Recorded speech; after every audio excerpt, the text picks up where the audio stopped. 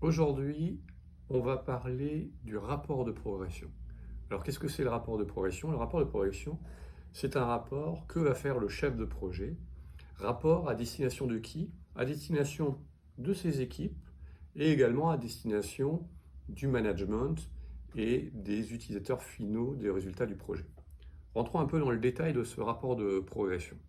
Ce rapport de progression, il a comme objectif de donner une vue à un instant T de l'avancement du projet.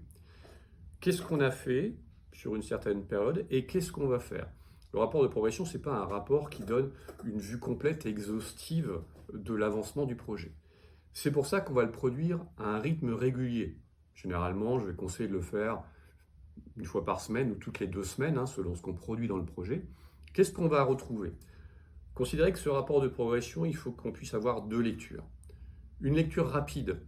Je suis manager, j'ai plusieurs chefs de projet, il y a plein de projets dans mon organisation, j'ai pas le temps de passer beaucoup de temps à lire ces rapports de progression. Donc il me faut une vue macro pour que, en quelques secondes, j'ai une idée de où en est le projet. Et puis une vue détaillée, pour ceux qui ont eu le temps, je vais pouvoir lire plus en détail comment se passe ce projet. Ce rapport, il est produit par le chef de projet et il est toujours sur un format égal. Chaque fois que je vais l'ouvrir, je saurai où poser mes yeux pour lire ce rapport. Pour les utilisateurs de Gouti, on a le rapport Flash par exemple, qui est un très bon exemple de rapport de progression avec quelque chose qui me permet de très très vite avoir une vue sur une situation et potentiellement voir le détail de ce rapport. Alors, rentrons un tout petit peu dans le détail. Qu'est-ce qu'on y trouve dans ce rapport? La partie macro, c'est quoi? Ça va être des indicateurs. Ça va être une progression, évidemment, un pourcentage, potentiellement une météo, des choses de ce type-là, une situation générale dans le projet. Et puis, la partie plus détaillée, qu'est-ce que je vais voir? Je vais expliquer sur une période qui est potentiellement les 15 jours qui viennent de se passer, qu'est-ce qu'on a produit.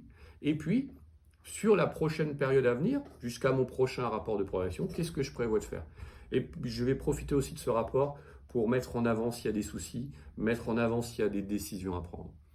Je conseille d'essayer de faire ce rapport en le laissant sur un format qui tient sur une page.